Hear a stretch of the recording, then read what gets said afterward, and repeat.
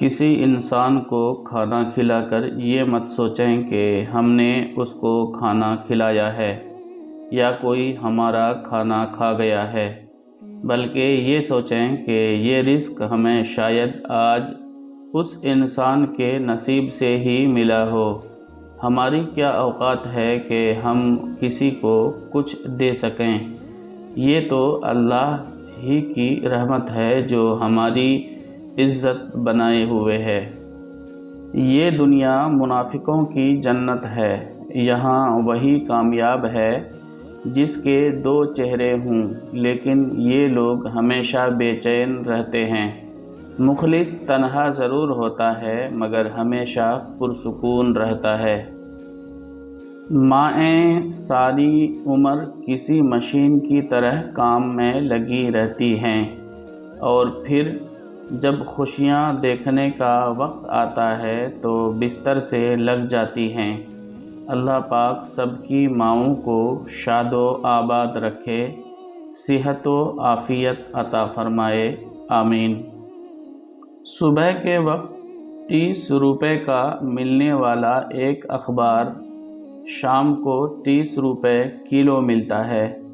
قیمت دراصل وقت کی ہوتی ہے، چیز کی نہیں۔ اپنے راز کو اپنے دل میں رکھو، اس سے تم بھی سکون میں رہو گے اور تمہارا راز بھی محفوظ رہے گا۔ جب لوگ پیچھے ہٹیں تو ان کے پیچھے بھاگا نہیں جاتا، بس ان کو خوش رہنے کی دعا دیں اور اپنا راستہ تبدیل کر لیں۔ کسی زمانے میں ایک دوسرے کے کانٹے نکالے جاتے تھے، اب ایک دوسرے کی راہ میں کانٹے بچھائے جاتے ہیں۔ یہ زندگی ہے، کوئی فلم نہیں۔ یہاں لوگ پرفیکٹ نہیں ہو سکتے، سمجھوتے کرنے پڑتے ہیں اور خامیاں تو ہر انسان میں ہوتی ہے۔ انسان کے ظرف اور فطرت کا پتہ تعلق بنانے سے نہیں بلکہ تب پتہ چلتا ہے جب آپ کی اس سے رنجش یا قطع تعلقی ہو۔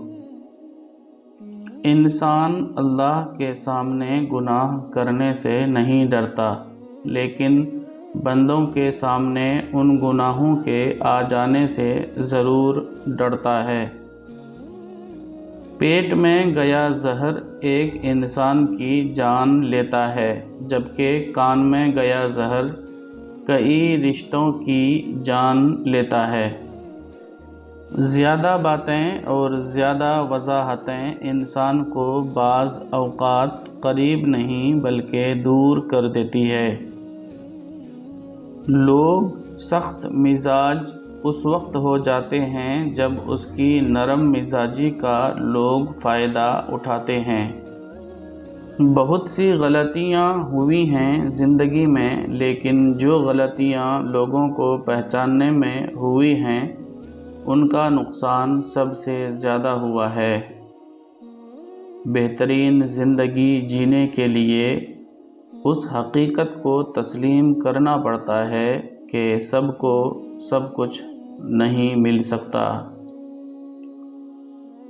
میں کیوں مایوس ہوں، میرے پاس تو وہ اللہ ہے جس کے ایک اشارے پہ پہاڑ پگھل سکتے ہیں اور پتھر موم بن سکتا ہے۔ وہ نصیب بنا بھی سکتا ہے اور مقدر بدل بھی سکتا ہے۔ اگر ایسا نہ ہوتا تو وہ انسان کو کبھی دعا سے آشنا نہ کرواتا۔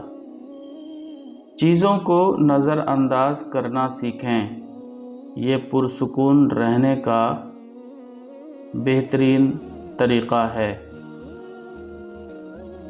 فجر کی نماز وہ پہلی کامیابی ہے جو آپ کو دن کی ہر کامیابی کے لیے تیار کرتی ہے۔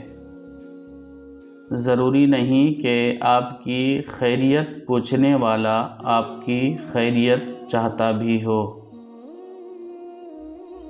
دنیا کے وہ واحد لیڈر جنہوں نے 63 سال عمر پائی اور زندگی میں کبھی جھوٹ نہیں بولا، وہ اللہ کے آخری رسول محمد صلی اللہ تعالیٰ علیہ وآلہ وسلم ہیں۔